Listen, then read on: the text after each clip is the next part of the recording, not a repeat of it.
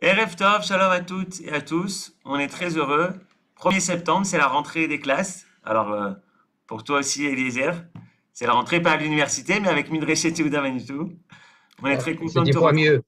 Ah ouais, c'est plus sympa. On est très content d'être avec toi et ce cours s'inscrit dans le cadre du séminaire de Tishri de Midreshet Yehuda. On a entendu au niveau historique, on a eu également Ariel qui nous a fait une super conférence. Et ce soir, tu vas nous parler d'un sujet que je n'ai pas vraiment compris. J'ai compris que tu vas parler du Rav Kook. Mais voilà, Bechavod et Eliezer. Shalom, shalom les amis. Euh, Effectivement, je voudrais parler peut-être d'une autre prophétie. Et si la Teshuvah n'était pas au rendez-vous, qu'est-ce que ça veut dire si la Teshuvah n'était pas au rendez-vous? Hein? Toujours quand on a, en tant que véritablement inspiré et on puisait beaucoup, beaucoup dans la Torah du Rav Kook, eh bien, une des choses essentielles qu'on a appris, c'est de voir d'un bon œil et comme on dit, la génération, même avec ses défauts, même lorsqu'elle n'est pas toujours très respectueuse de euh, les préceptes de la Torah, euh, mais voir leur côté pionnier, leur côté idéaliste, etc. etc. Et, euh, et puis, on connaît tous les citations qui parlent du fait que même ceux qui portent euh, les pierres du temple, eh bien, ne sont pas forcément conscients de ceux qui sont en train de bâtir, et c'est seulement une fois leur édifice bâti qu'ils voient et qu'ils prennent conscience de ce qu'ils ont fait. Et ce processus, eh bien, les amène petit à petit, et on va les amener à la tchouva, c'est-à-dire à la compréhension de ce qu'ils sont en train de faire. Et c'est ainsi, c'est dans cette perspective qu'on voit généralement la Torah du Rav Kook qui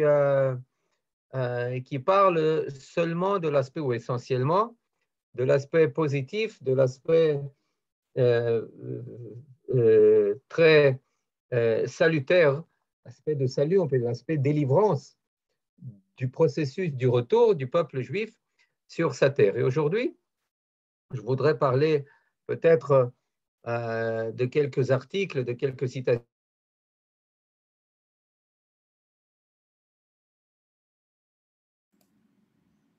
de quelques lettres qu'il a écrites qui sont beaucoup plus critiques de la génération. Eliezer, Euh, oui, je te coupe si tu peux déjà baisser un peu ta caméra, qu'on te voit mieux. Et il y a aussi un problème un petit peu de connexion. On ah t'entend pas oui, toujours bien. Est-ce que hop, t'es sur la bonne réchette ou non? oui, je vais peut-être ouvrir la porte et puis peut-être me connecter par le mobile. Reprends. Euh,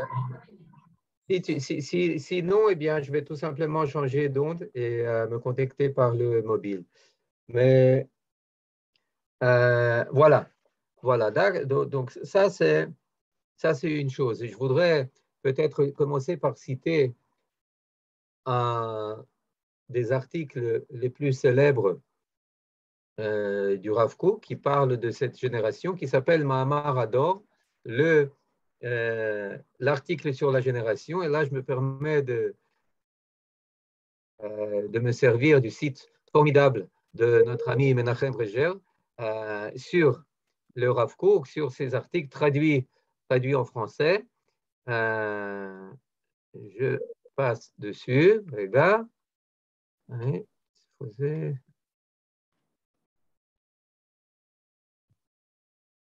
voilà.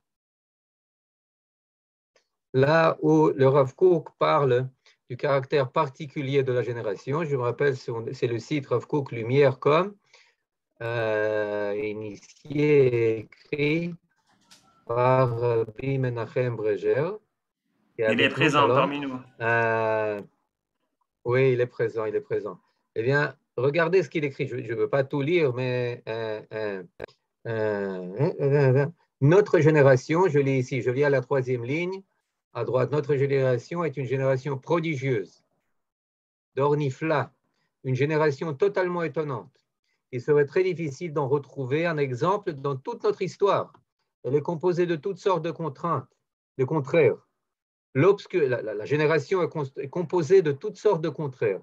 L'obscurité et les lumières y œuvrent en amalgame. Elle est basse et vile, mais aussi haute et noble. Elle est entièrement coupable, mais aussi entièrement innocente. Nous devons bien comprendre son caractère propre et ensuite de continuer en véritable différent pour éloge pour cette génération pleine de dons de soi, d'idéalisme qui a déjà été purifiée par des siècles de souffrance dans l'exil, etc., etc. Effectivement, c'est un article écrit en 1906, alors que le Rav Kook vient d'arriver il y a à peine 2 ans en Eretz Israël. Il est le grand rabbin de Yafo et les Moshavot, c'est-à-dire véritablement là où se trouve le Yishuv Achadash, le nouveau Yishuv. Il fréquente les pionniers des nouvelles localités qui viennent d'être établies et il est effectivement, il comprend la nature de cette génération. On va un peu plus tard, Bezrat Hashem, revenir sur cet article, Mahamar Ador, un des articles peut-être phares pour comprendre la Torah du Rav.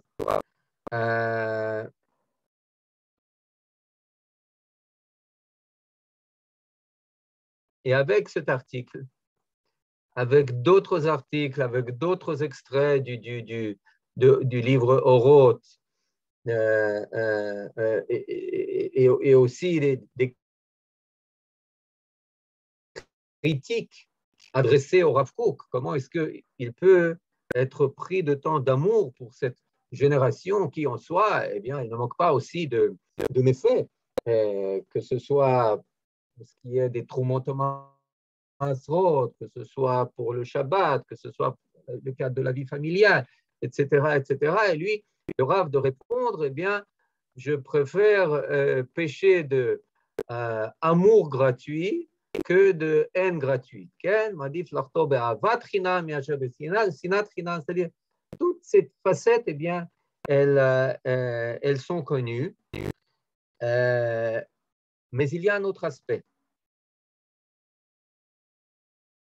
Il y a un autre aspect et qui nous appelle à voir autre chose. Parce que jusque-là, à voir uniquement cette vision optimiste, très positive, très dans le cadre du Limud Zchut, eh bien, on peut se mettre à côté de l'histoire et puis être là avec nos tchouvomètres, nos tchouvamètres, je ne sais pas comment, prendre chaque fois la mesure de la tchouva et être encouragé. Ah, ben, il y a tel chanteur qui a fait tchouva, il y a tel poète, et il y a telle, je ne sais pas, personnalité de la culture ou autre qui a fait tchouva, très bien, très bien.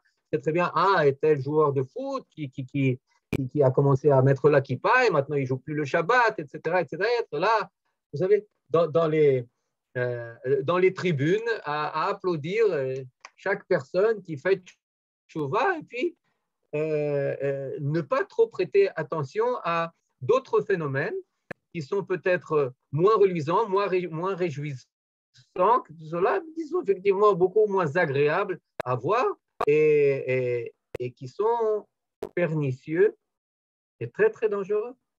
Très, très dangereux, des phénomènes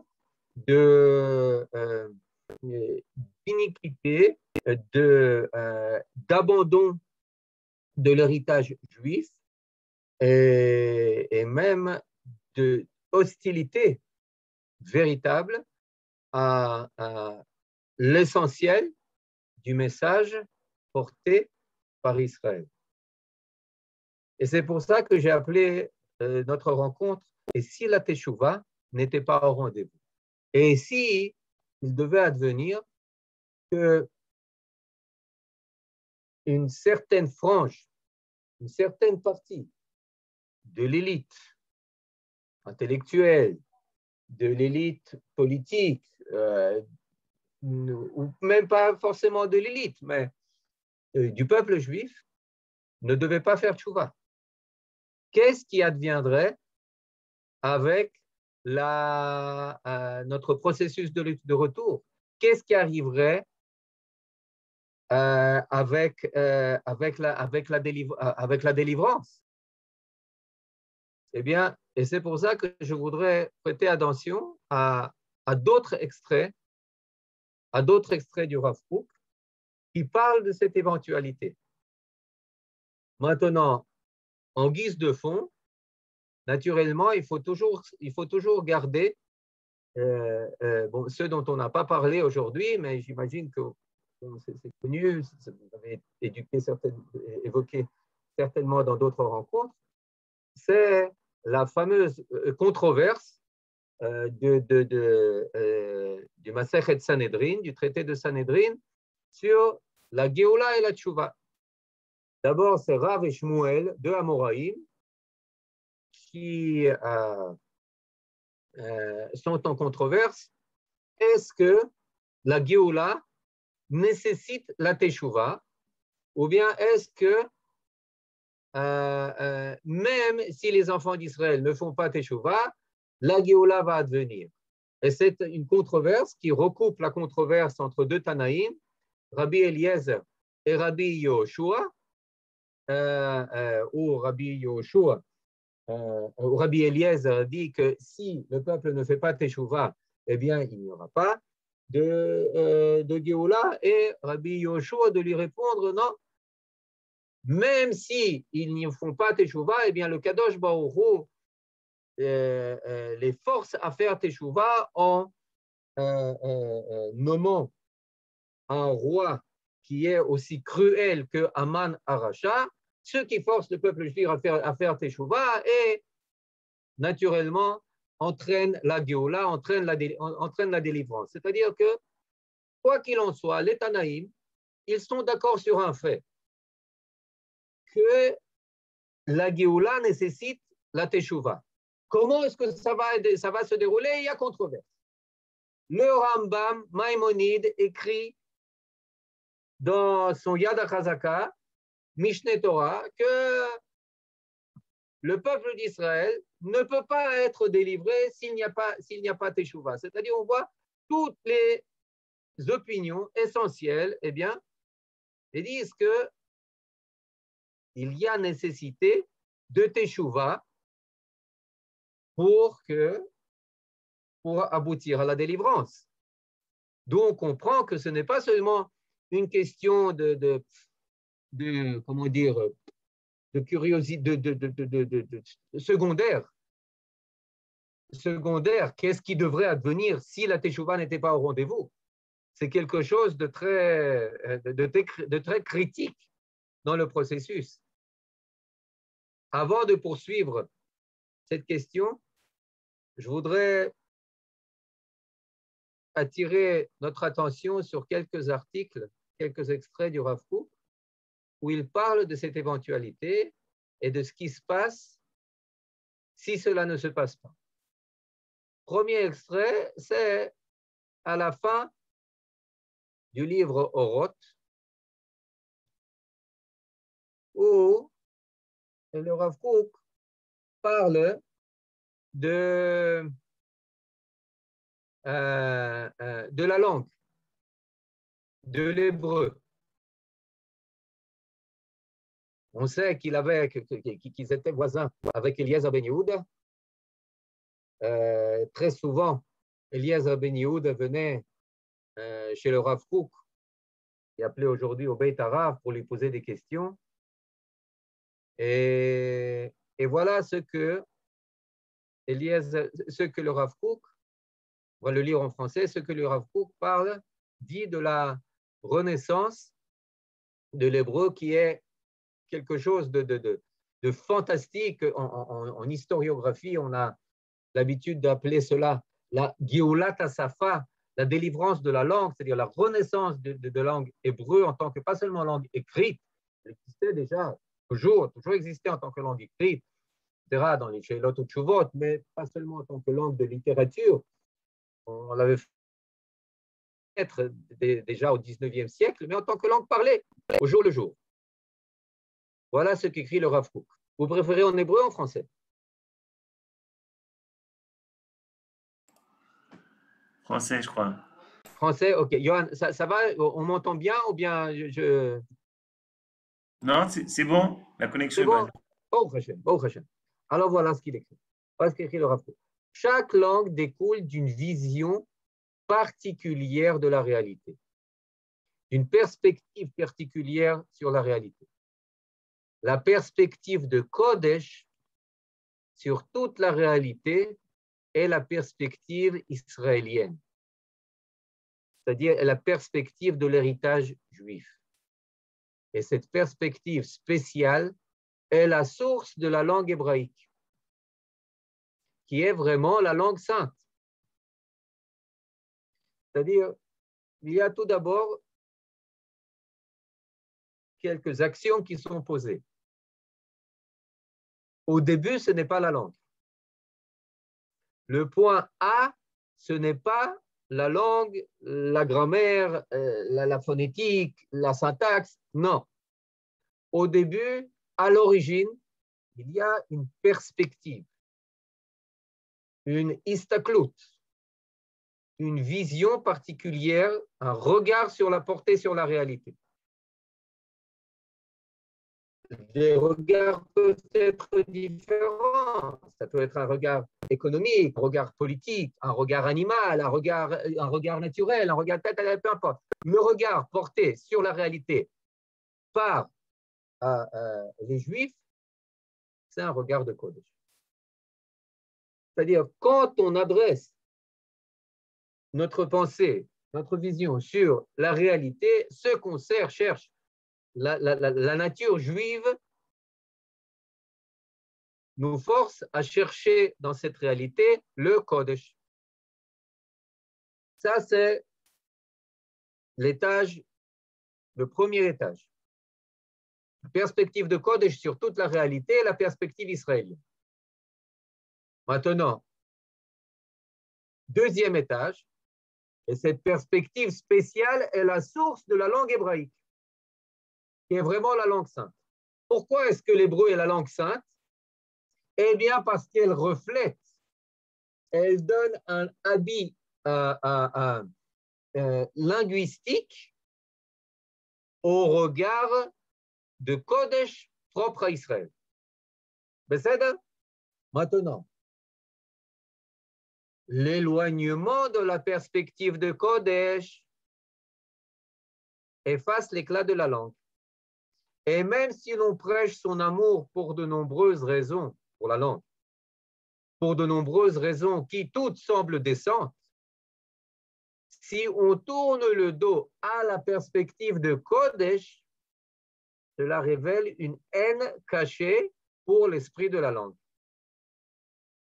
La langue ne sera donc claire que dans la même mesure où elle révélera dans le monde le nom de Dieu. Vous comprenez ce que ça veut dire? C'est-à-dire, de là, on peut dire, quelle est l'opinion du Rav Kook sur la renaissance moderne de l'hébreu? Quelle est son opinion? Positive ou négative? Il soutient ou il s'oppose? Eh bien, c'est une position qui est double. Bien sûr que cette langue doit renaître. Mais la question qui est encore plus, qui n'est pas moins importante, c'est à partir de quoi, dans quelle source on va puiser pour la faire renaître. Est-ce qu'on va faire puiser ça est-ce qu'on va régénérer notre langue à partir du fait que Les Français parlent français, les Anglais anglais, les Hongrois hongrois, etc., etc. Nous aussi, on va pas parler allemand quand même quand on va revenir. On va pas parler turc. Alors, on doit faire renaître notre langue.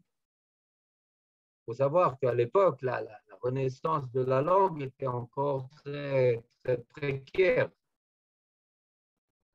Dans cette école, on étudiait en allemand, dans celle-ci en français, dans celle-là encore en anglais, etc., etc.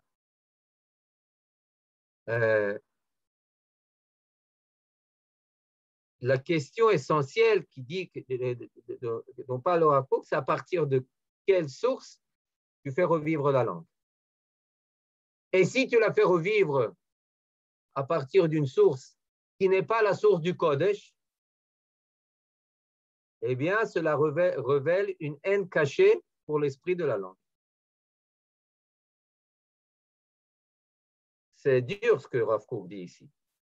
Cela révèle une haine cachée pour l'esprit de la langue. Non, pas shoot. Haine cachée. Pourquoi ça?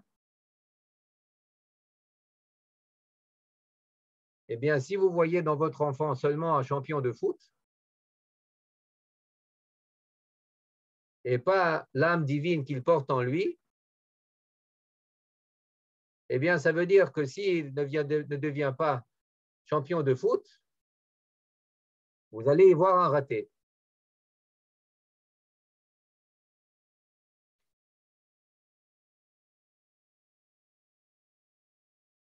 Et vous allez venir même à le mépriser, à le mal aimer, tant que ce n'est pas un champion de foot. La langue ne sera donc claire que dans la mesure où elle révélera dans le monde le nom de Dieu. Si, d'un autre côté, tu reconnais la nature propre de la langue, eh bien, elle va porter à tous les niveaux, et tant au niveau du Kodesh que des autres choses. Et le lien à cette langue ne sera pas un lien instrumental, ne sera même pas seulement un lien national. Ce sera un lien très profond, pétri d'amour et de sainteté. Mais là, vous pouvez déjà voir, pas seulement entre les lignes, mais de manière très, très claire, que le Rav Kook pose des conditions à la réussite du salut. Ici, il parle de la langue. C'est-à-dire, il dit en gros, d'autres termes, c'est très bien ce que tu fais, Ben Yehuda, mais ce n'est pas suffisant. Quand Ben Yehuda vient le voir une dernière fois, lui posant une question sur quelque chose, le Rav Kook l'arrête à la sortie de la porte et lui dit, Eliezer, oui,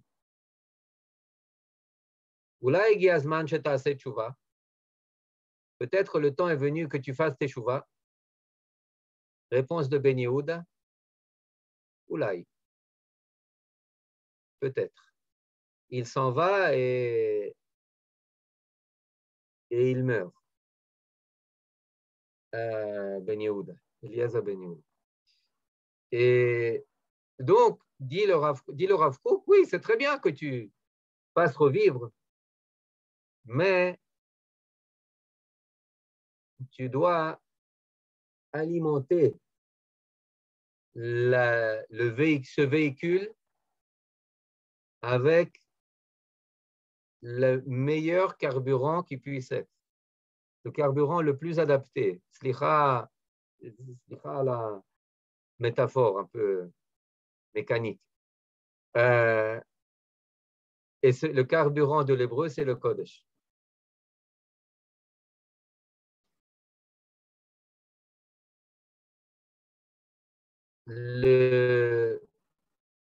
La nourriture qui doit alimenter la renaissance de la langue hébreu, c'est le Kodesh. Sinon, c'est la haine. Sinon, naturellement, c'est la haine. Pourquoi? Parce que le Kodesh, il va déranger. Le Kodesh, il va déranger. C'est encore Gershom Shalom qui le dit. Gershom Shalom, qui n'était pas véritablement de l'opinion du Rav Kook. On le sache, au contraire, il était de l'école de l'université de Jérusalem, qui était très critique pour tout ce qui se passait ici. Et lui, il a dit, dans une lettre qu'il envoie à Franz Rosenzweig, il lui dit, mais qu'est-ce qu'ils font? Ils font revivre l'hébreu. Est-ce qu'ils pensent que Dieu gardera longtemps le silence alors qu'ils font revivre sa langue? Vous comprenez, c'est dangereux ce qu'ils font. Ils vont donner la parole à Dieu. Il comprenait très bien. Gershom Shalom, il comprenait très bien que ça ne va pas comme ça. Tu ne peux pas transformer l'hébreu en langue neutre. On ne parle pas hébreu en Suisse. C'est une langue qui a un plein parti pris pour le Kodesh. Donc il donne l'autre partie de la médaille. Il dit, vous comprenez? C'est-à-dire, soit vous faites revivre l'hébreu et vous donnez la parole à Dieu, soit, ce dont parle le Rav Kook, vous faites revivre l'hébreu, mais vous voulez de pas donner la parole à Dieu, alors vous essayez d'étouffer ce qu'il y a d'essentiel dans l'hébreu. Et qu'est-ce que ça veut dire étouffer ce qu'il y a d'essentiel dans l'hébreu? Ça veut dire l'haïr. Ça veut dire exprimer une haine à son égard. Là, on a vu en quelques phrases ce que dit le Rav Kook de ce qui peut se passer si on ne fait pas la teshuva quant à notre langue. Si on ne relie pas la renaissance de notre langue à sa source, au regard de Kodesh que l'on doit porter sur la réalité.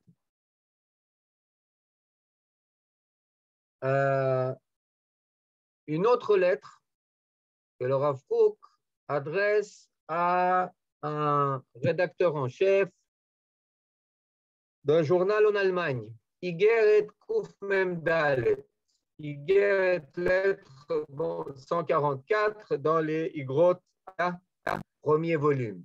On ne va pas le lire en hébreu, c'est complexe. On dit là, je vais le lire en traduction plus ou moins comment dire, réussie. Le style, on le sait, il est pas facile, mais regarde, vous avez des questions. Gardez l'essence de la langue. Ken, Todayut.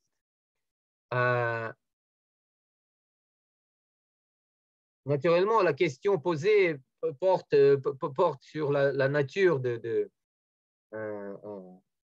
hybride de notre Renaissance qui mêle nationalisme général, socialisme, même communisme, etc., dans notre Renaissance.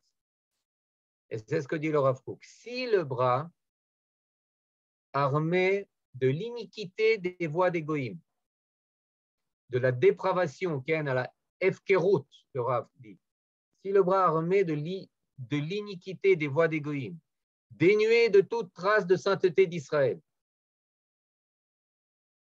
qui couvre ses actions de scories d'un faux nationalisme agrémenté de quelques grains d'histoire et d'amour de la langue, on revient à la langue, qu'il habille la vie d'une forme israélienne, c'est-à-dire proprement d'une forme israélienne à l'extérieur, c'est-à-dire en apparence, c'est la Renaissance, c'est le sionisme, c'est l'hébreu, c'est la culture de la terre, la défense juive, etc. Il parle des chalutzim, de la deuxième aliyah, troisième aliyah, qui habille la vie d'une forme israélienne à l'extérieur alors que l'intériorité n'a rien de juif, qui est en passe de devenir un destructeur et un monstre et se transformer enfin en haine d'Israël et de la terre d'Israël. Si cette main impure devait vaincre, l'ampleur du désastre sera immesurable. C'est là pas chou. Ce dont parle le Rav Kook, c'est qu'est-ce qui peut nous se produire si le bras, Ken Ayat, la main armée, en parlant simplement, d'idéaux étrangers et dénués de toute trace de Kodesh, encore une fois, de Kodesh Israël, si notre renaissance laisse de côté l'aspect divin de sa nature, même si en passant, elle couvre ses actions de scorie, d'un fond nationalisme, avec quelques grandes histoires juives, d'amour de la langue, etc., très joli, etc., on chante des chansons, on cite le Tanakh ici, la Mishnah par là, très bien, qui habille la vie au niveau extérieur de quelque chose qui a l'air d'être juif, mais à l'intérieur n'a rien de juif, eh bien, ça va devenir cause de destruction et de monstruosité. Et pour finir, se transformer enfin en haine d'Israël et de la terre d'Israël. Encore une fois, regardez la même équation qu'on a vue avec la langue.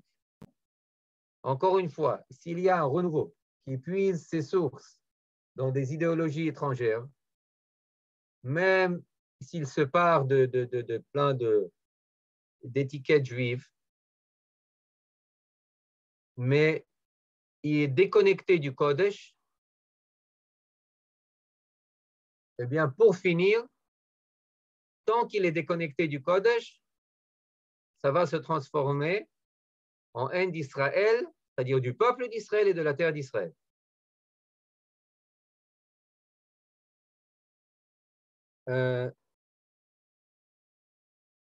C'est des passages qui, naturellement, sont beaucoup moins populaires. Ils sont relativement connus. Il y en a encore d'autres. Mais qui nous permettent pas seulement de donner réponse à tous ceux qui disent par du Rav Kook en disant c'était quelqu'un qui est aveuglé par son amour pour la génération, il ne voyait pas ses défauts, ses défaillances. Non, il voyait très bien toutes ses défaillances.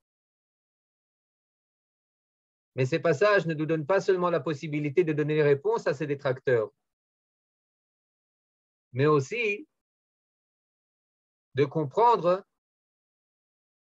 les dangers qui sont là dans le cas où la tchouva n'est pas au rendez-vous.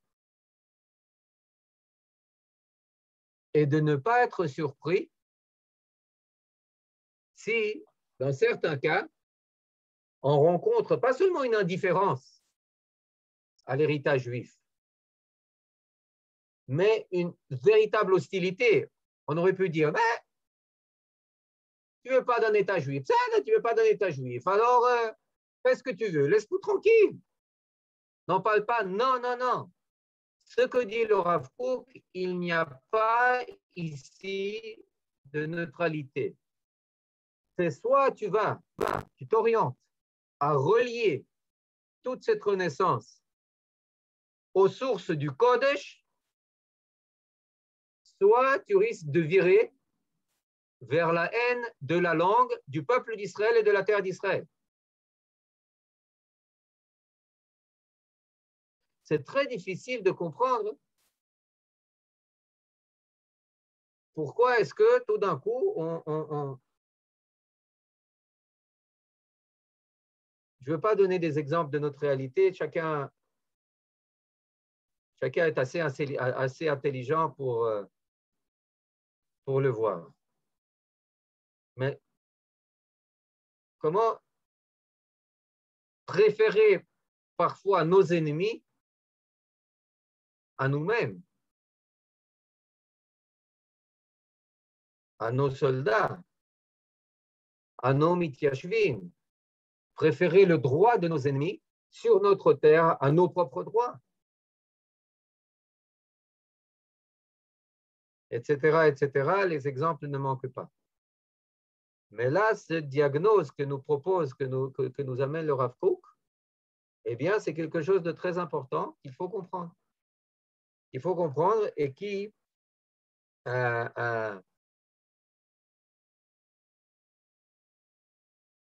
doit nous amener à pas seulement ne pas être surpris lorsqu'on voit des phénomènes d'antisémitisme juif, mais et de ne pas seulement être révolté, mais comment ça, comme ça. Khaberim, tout est écrit ici.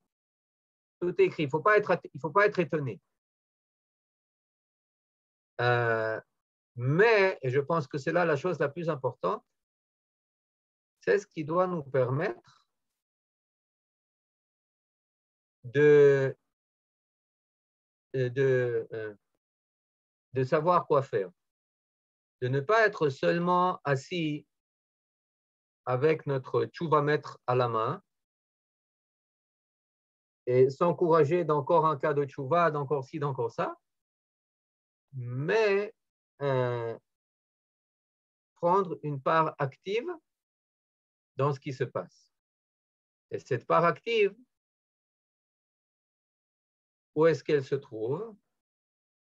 Eh bien, encore une fois, je voudrais citer le Mahamar Ador. Il y a des questions jusque-là ou bien on continue? Bon, on fera à la fin, je crois, Eliezer. Très bien. Alors, qu'est-ce qui ne va pas? Le Rav Kook, dans le même Mahamar Ador, le même article sur la génération dont il a parlé, dont on a déjà parlé, eh bien, il donne une diagnose très précise. Après avoir apporté toutes ces éloges, c'est des critiques, mais en gros, c'est véritablement des éloges pour la génération, eh bien, il dit, la terrible maladie de la génération ne se trouve pas dans le cœur et dans les sentiments. Le cœur est bon, le cœur est généreux, le cœur est plein d'empathie, etc., etc. Ni dans les avis, dans les envies et l'immoralité. Non. Ce n'est pas le problème de cette génération, ce n'est pas son Yetzer Hara, ni dans l'iniquité des actes, ni dans l'empressement vers le mal. Non. À la différence, le Rav Kook parle de ça au début de cet article, à la différence d'autres générations où la faute vis-à-vis de la Torah, eh bien, se traduisait aussi par la faute vis-à-vis de soi-même et vis-à-vis de son entourage, etc. C'est-à-dire que lorsque quelqu'un fautait, il fautait sur toute la ligne. Lorsqu'il était dépravé, il était dépravé sur toute la ligne.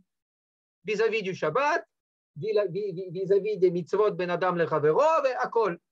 Là, on trouve une génération qui ne respecte pas la Torah, mais qui donne sa vie pour la renaissance, la défense et le retour de son peuple. C'est quelque chose d'unique.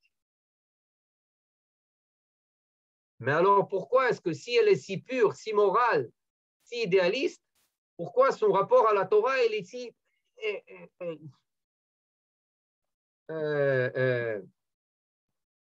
difficile? Eh bien, parce qu'elle a une maladie. Quelle est la maladie? Ni dans le présent, bien que tous ces gens soient malades et qu'ils en souffrent, la base de la maladie est dans l'intellect. À mort. C'est la force de la pensée. Klomar, quel est le problème? Le problème, c'est qu'on a appris comment revenir chez soi chez Lev Tolstoï. C'est qu'on a été épris de romantisme pour notre peuple chez Dostoïevski, qui sont des écrivains fantastiques qui ont pris en otage l'âme juive, mais qui ne sont pas les nôtres. Ce ne sont pas nos sources. On a été pris d'idéaux socialistes, communistes, en fondant notre premier kibbutz, eh bien, on chante là-bas la tikva et l'international. Zélo Olech. Si on vient construire cela pour ensuite mener à bien la lutte des classes, ça ne va pas marcher. La lutte des classes, ce n'est pas ici. Mais c'est ce qui est présent, ce sont les pensées présentes dans nos têtes. Si vous venez d'Allemagne, ce sont d'autres pensées.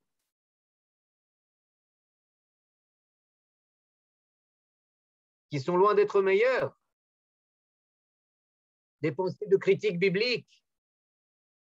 Dans les premiers Moshavot, comment est-ce qu'on enseigne la Torah? Avec la critique biblique.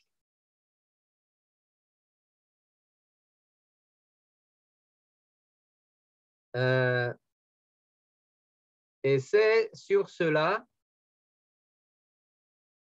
qu'il faut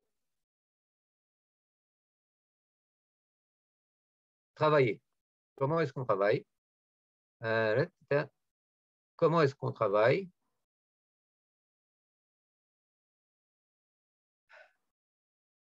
Eh bien, voilà.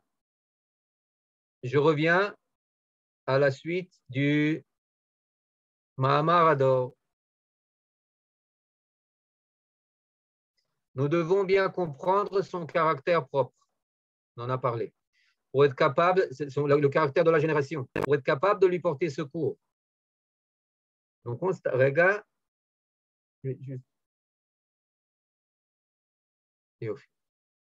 nous constatons qu'en tout temps et à toute époque, dans une génération entièrement perverse, non, ça, je ne peux pas le lire, on a déjà parlé, mais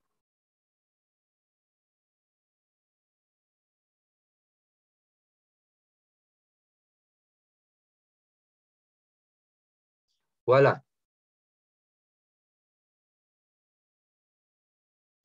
Cette génération a grandi et s'est élevée d'un seul coup. Les malheurs l'ont poli, l'ont lavé, lui ont donné en cadeau un cœur nouveau, un esprit réfléchi, innovateur et de haute fait. Encore une fois, le problème n'est pas dans le cœur. Il est nouveau, il est fantastique, il est plein de bravoure et de bonté. Et elle ne pourra plus supporter la médiocrité. C'est un cœur qui ne supporte plus la médiocrité. Son esprit lui a donné des ailes et elle s'élève dans les hauteurs. Mais là-haut, jusqu'à présent, on ne lui a pas donné ce à quoi elle aspire. Elle s'est élevée au-dessus de la Jérusalem d'en bas, l'a ruinée, l'a dévastée, l'a baissée jusqu'au fond de la tombe, mais elle ne peut pas entrer dans la Jérusalem d'en haut, car le Saint béni soit-il n'entre pas dans la Jérusalem d'en haut sans être entré d'abord dans la Jérusalem d'en bas. Sanctuaire du roi, ville royale, relève-toi, sors de tes ruines, tu es resté trop longtemps dans la vallée des fleurs, réveille-toi, réveille-toi, car ta lumière est venue. Kiba Orer, lève-toi ma lumière, Kumi Uri, éveille-toi, Uri Uri, Shir Daberi déclame un poème, la gloire de l'Éternel se révèle en toi. Ok, comment est-ce que je fais ça? Comment est-ce que j'arrive à relever cette génération qui est très élevée? Alors, voilà la réponse.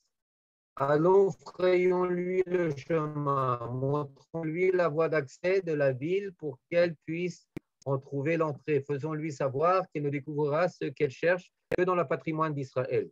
Je l'ai saisi et ne le lâcherai point jusqu'à l'avoir amené à la maison de ma mère, Shirachirim, à la chambre de celle qui m'a conçu. Je te conduirai, je t'amènerai à la maison de ma mère. Tu m'apprendras et je te ferai boire du vin parfumé, du jus de ma grenade. Ne la dépouillons pas de toute la lumière et de la bonté, de toute la splendeur et la force qu'elle a acquise. Au contraire, nous devons rajouter à ces valeurs, à éclairer d'une lumière de vie, d'une lumière de vérité qui projette ses rayons depuis la source de l'âme d'Israël. Et nos fils tourneront leur regard vers elle et ils afflueront. Vous n'avez pas besoin de moi, vous pouvez entrer sur ce site, je vous invite à le faire, pas seulement pour lire cet article, mais vous voyez, il y a ensuite en bas traduction avec commentaires. Et en gros, ce à quoi appelle le Rav, ici, c'est tout en étant conscient, on en a parlé, des défaillances de cette génération, savoir qu'on doit lui apporter un héritage juif à la mesure de son élévation.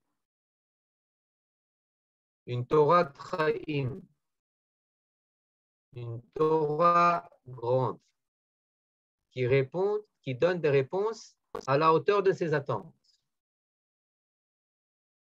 À la hauteur de ses attentes. Et là, naturellement, ceux à qui s'adresse le Rav Kook, c'est aux Chachamim, aux Talmidei Chachamim, qui, eux, sont à même à apporter un remède au problème, à la maladie qui, comme on l'a vu, cette maladie qui n'est pas dans le cœur, mais qui est dans la tête, qui est dans le mort, qui est dans les conceptions. On sait aujourd'hui, alors c'était les conceptions de l'international socialiste, de la Révolution française, de la haute culture, de la haute culture germanique, etc., etc. Aujourd'hui, ce sont des pensées postmodernistes, progressives, etc., etc.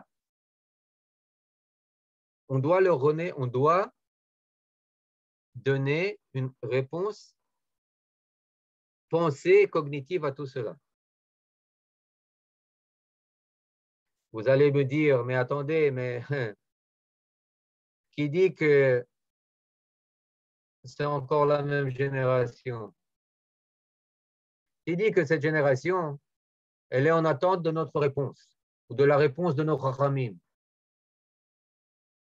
Qui dit que, admettons qu'on ait une bonne réponse, qu'on va remplir les salles ou qu'on va avoir des milliers de liking sur notre Facebook.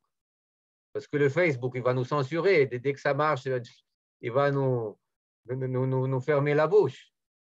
Eh bien, pour cela, il y a encore un article que j'ai amené. Mais attendez. Ah, voilà. Merci, Menachem, pour le site. Très important. Mamash.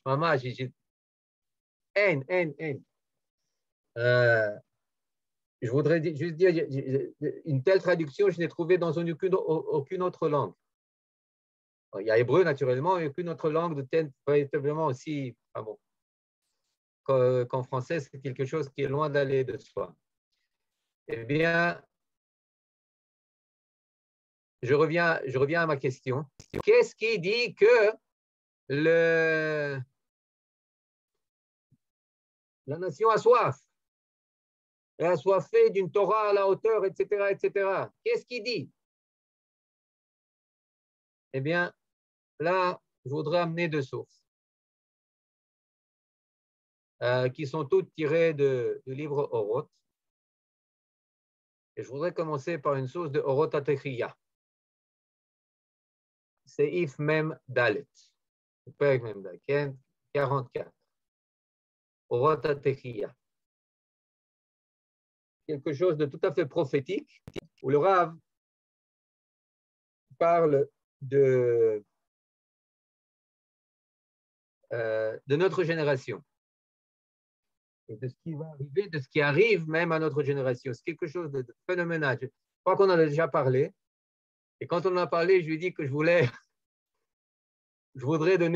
donner cet extrait à un sofer Stam pour qu'il l'écrive, que je l'encadre et que je le mette sous le portrait du Rav Kook dans le salon du Dira. Je ne l'ai pas encore fait, mais bon, c'est véritablement un guide pour notre époque et qui répond à toutes les choses très peu agréables qu'on a lues au début de notre rencontre. Regardez ce qu'il dit. La tradition enseigne qu'une révolte spirituelle aura lieu sur la terre d'Israël et dans le peuple d'Israël. Et ce sera, quand est-ce que ça va arriver? Voilà, manière. Et ce sera lorsque la renaissance nationale commencera. Bon, ça a déjà commencé. Où est la révolte? Pourquoi est-ce que ça va venir? Regardons, on continue. La saturation matérielle et la quiétude, la chalva, qu'atteindra une partie de notre nation.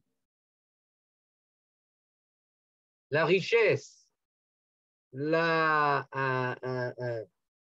l'abondance, la saturation matérielle et la quiétude qu'atteindra une partie de notre nation, qui croyait que tout notre objectif était d'arriver à ce but. Zéo, être là, vivre calmement avec son 6 pièces, ses 2 voitures, zéo, qui croyait que tout le but, tout notre objectif était d'arriver à ce but, eh bien, qu'est-ce que ça fera? Qu'est-ce que ça occasionnera? Ça rétrécira l'âme. Et les jours viendront dont on dira, je n'en veux pas. C'est-à-dire, la traduction doit être plus précise. Je n'en veux pas, c'est-à-dire, je ne veux pas de ces jours. Ouais, on est complètement nanti, rempli, il n'y a plus d'aspiration, plus d'idéaux, plus rien. D'un côté, hein, on peut dire que ce sont des jours où il n'y a plus d'envie. On n'a plus envie de rien.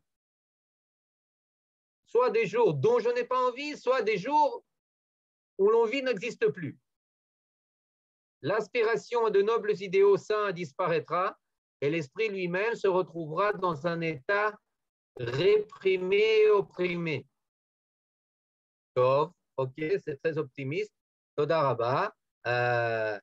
Alors, qu'est-ce que je fais avec ça? Et puis, une tempête éclatera et un soulèvement aura lieu. Et il deviendra indiscutablement clair. Il sera révélé au grand jour que la force du peuple d'Israël est dans la sainteté éternelle. Dans le saint, béni soit-il, Bekodesh Olamim, on peut le traduire de différentes manières. La force du peuple d'Israël est dans la sainteté éternelle, dans la lumière de Dieu et sa Torah, dans la soif de lumière spirituelle, dont l'essence est une puissance invincible, plus forte que tous les mondes matériels et leur puissance. Tov, Aziofi. Bon, il y a quand même raison à être plus qu'optimiste. Pourquoi? Parce qu'il y a quelque chose de plus puissant que tous les dévoiements vers l'opulence économique, vers le matérialisme, vers le postmodernisme, le progressisme, tous les autres ismes et schmismes. L'homme est chané. Il y a quelque chose de plus fort. Et ce n'est pas seulement c'est quelque chose de plus fort, mais quelque chose qui est attendu par le peuple. Quelque chose qui est présent par le peuple. Et ça va s'éveiller. Et ça va prendre forme sous forme de soulèvement véritable qui va tout balayer sur son passage. Pourquoi? Pour retrouver la source.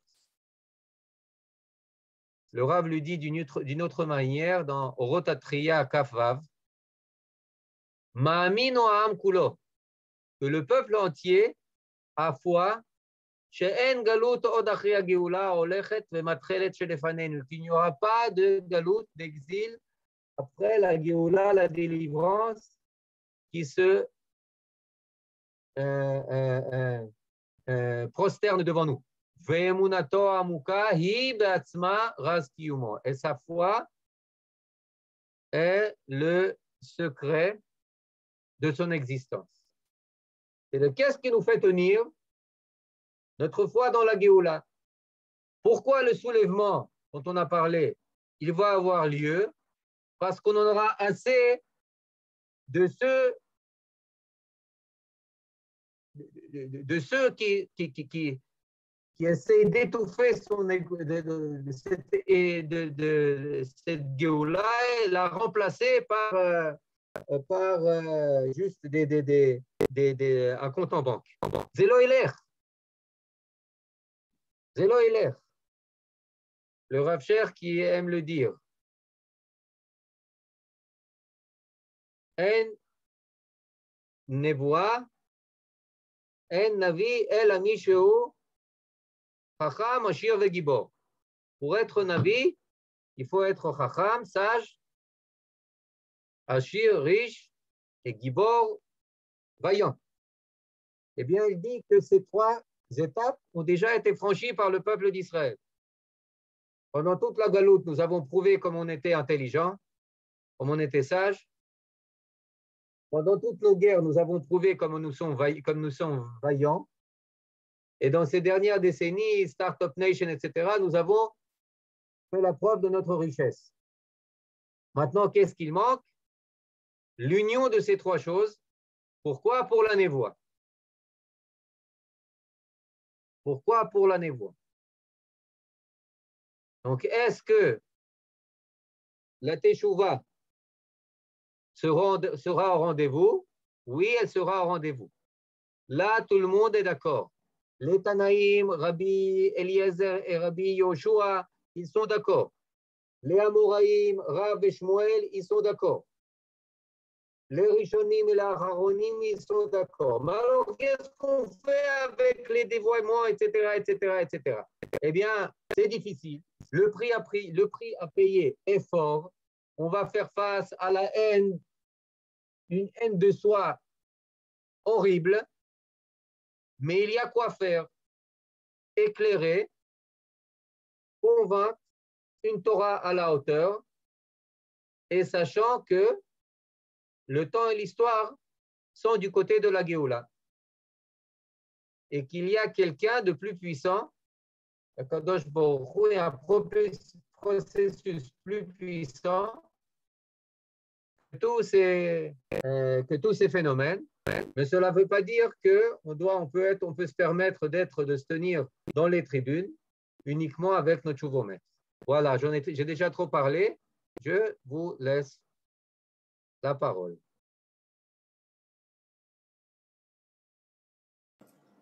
Toda Rabba. Merci beaucoup. Merci beaucoup, Toda Rabba, Eliezer. Et c'est le moment s'il y a des questions, mais avant ça, Brigitte, une dernière fois, elle voudrait nous dire un petit mot. Ouvre ton micro. Bonsoir, je trouve Eliezer très préoccupé ce soir, mais à juste titre. Ça fait des années, je dois dire, qu'à la Midreshet Yehuda Manitou, nous analysons notamment le postmodernisme. Le postmodernisme qu'on a présenté dès le départ comme le contraire absolu du judaïsme. Et tu as parlé de la langue. C'est tellement important. Au début, on voulait que ce soit l'allemand, la langue officielle de l'État d'Israël, parce que c'était la langue des gens intelligents, n'est-ce pas? Et les Haredim ne voulaient pas, et encore maintenant, encore aujourd'hui, ne veulent pas utiliser l'hébreu comme la Shona Kodesh, parce que ne veulent pas utiliser l'hébreu pour la vie quotidienne, parce que l'hébreu, c'est uniquement la langue de Kodesh. La vérité, quand on vit en Israël, on aime tellement la langue hébraïque pour aller acheter le lait à la macolette, à l'épicerie, n'est-ce pas? Et ça aussi, c'est du Kodesh à mon avis. Mais vous voyez, à la Midreshet Yehuda Manitou, il y a quelques années, et je dois m'en expliquer, c'est un choix métaphysique presque, on a décidé de rester sur le français parce que, et c'est Eliezer Cherki qui m'avait dit ça à l'époque, il m'avait dit, tu vas voir, va y avoir une grande alia de Juifs de France et vous devez être là pour les accueillir au plan spirituel. Et c'est la raison pour laquelle on est sur le français, c'est beaucoup moins bien que la Shona Kodesh, mais avec les intervenants que nous avons qui sont des artistes, ils ont cette capacité qu'avait Manitou d'ailleurs de faire passer le Kodesh aussi en français pour tous ceux qui, provisoirement, ne peuvent pas suivre des cours d'hébreu et nous espérons bien revenir à l'hébreu parce que tout le monde va faire des efforts, tout le monde va faire l'hébreu. Alors, je répète un peu ce que j'ai dit. On termine cette campagne. Après, on n'en parle plus. On fait le dernier effort. Et puis, comme ça, on ne parle plus. On parle plus d'argent. On se concentre sur ce qu'il faut faire qui est tellement important de nos jours. C'est exactement ce qu'a dit Eliezer. On se concentre pour faire émerger le Kodesh dans la société israélienne. Voilà notre travail. On compte sur vous, quoi. Merci beaucoup, Eliezer. Merci, Brigitte. On revoit une dernière fois, on revoit le film de la campagne.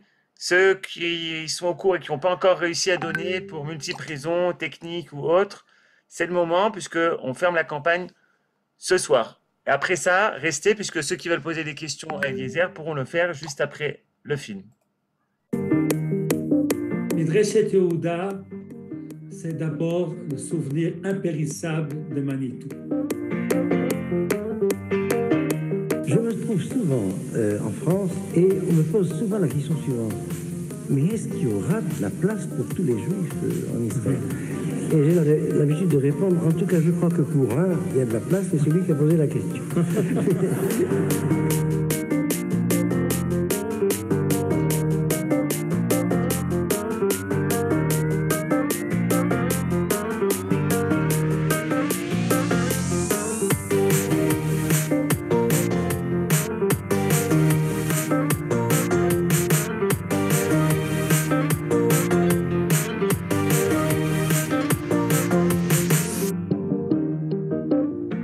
Chers amis, grâce à Midreshet Yehuda, vous avez participé à des cours qui vous ont fait découvrir l'histoire d'Israël, l'histoire du sionisme. Avec moi, on a parlé des pirates juifs en Méditerranée, on a parlé de l'alliance des juifs du Yémen, de l'alliance des juifs d'Éthiopie. Nous avons découvert les palmiers qui sont revenus en Israël. Demain où c'est le mariage?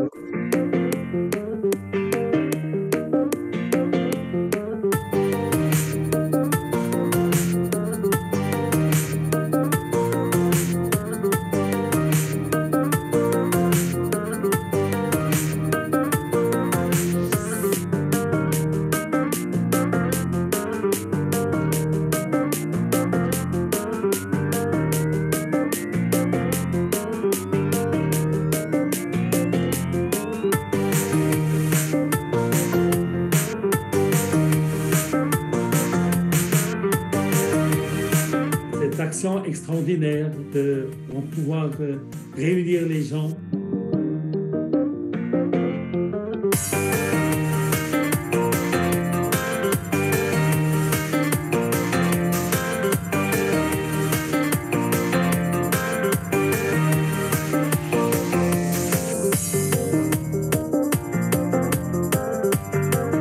En rendant hommage aux grandes figures du judaïsme français,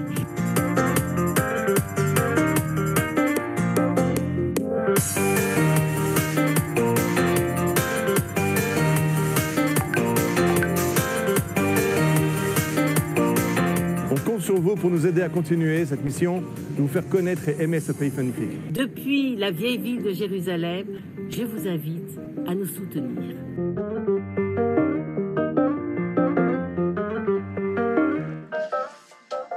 Voilà les amis, vous avez vu tout ce que Midreshet Yehuda fait toute l'année avec des super intervenants.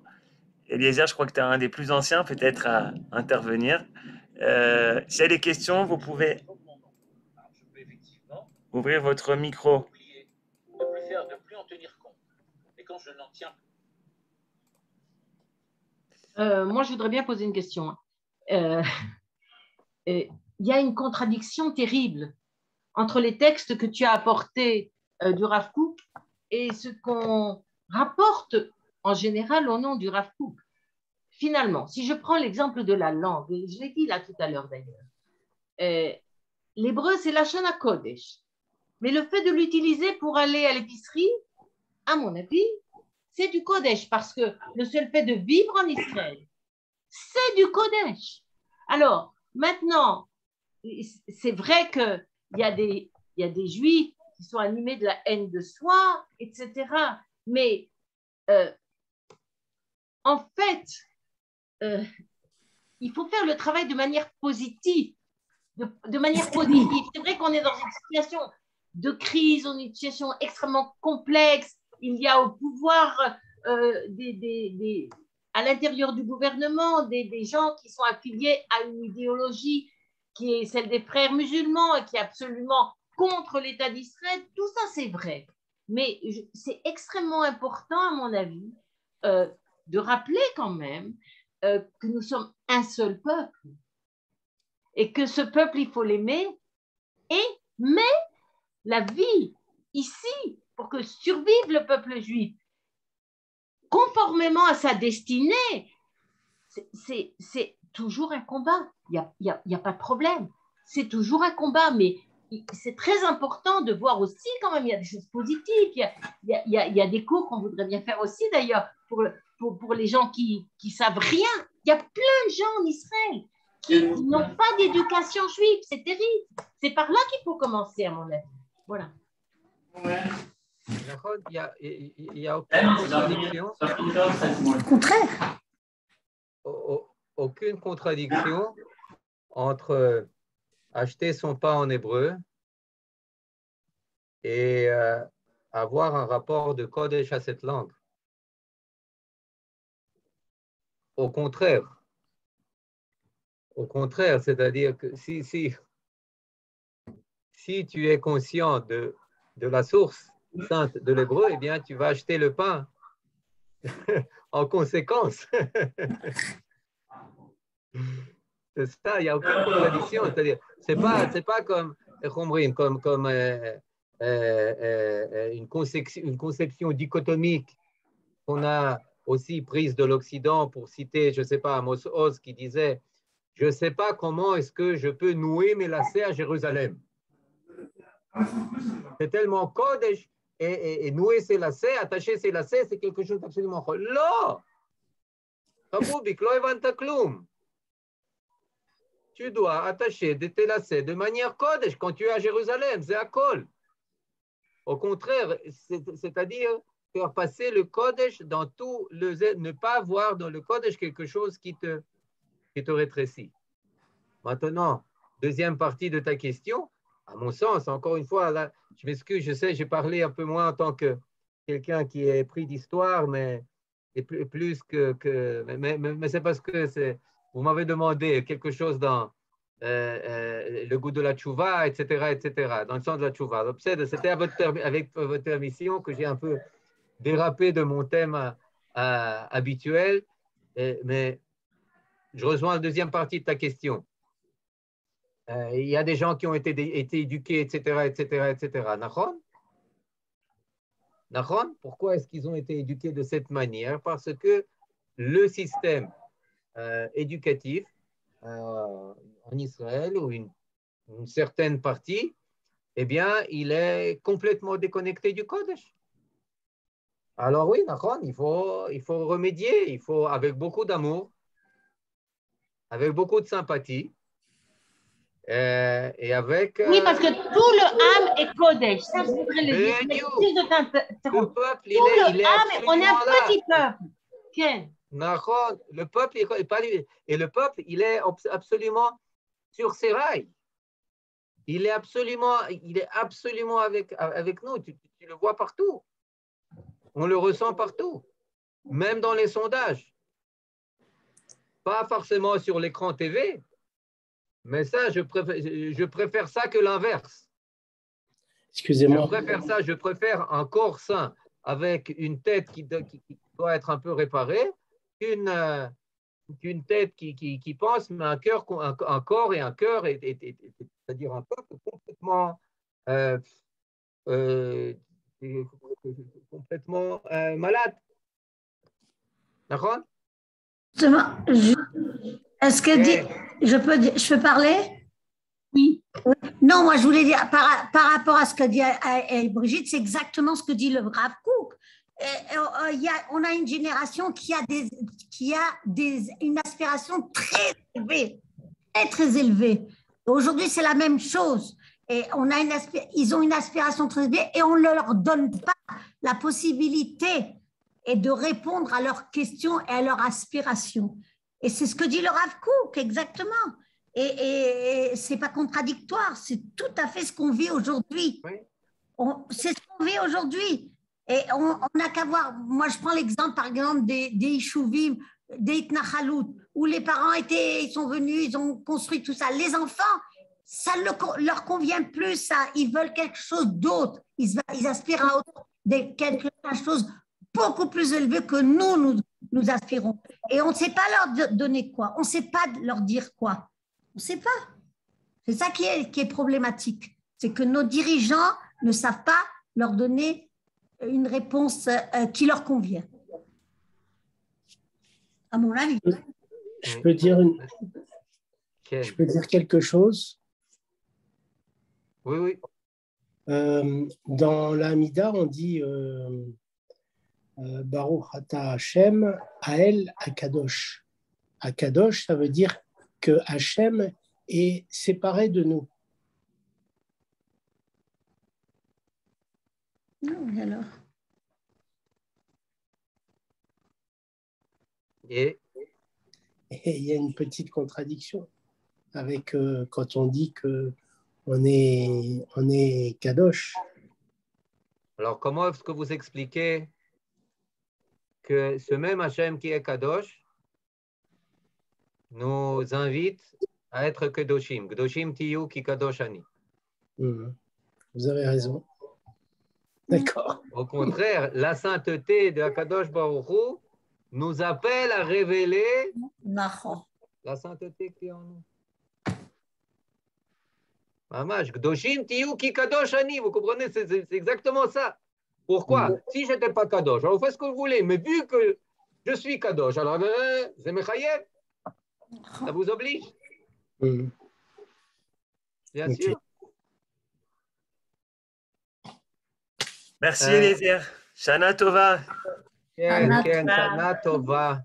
בעזרת השם, ממש, ממש, בשורות טובות, כתיבה וחתימה טובה, והרבה עין טובה. הרבה עין טובה, כל טוב, כל טוב. אמן, אמן.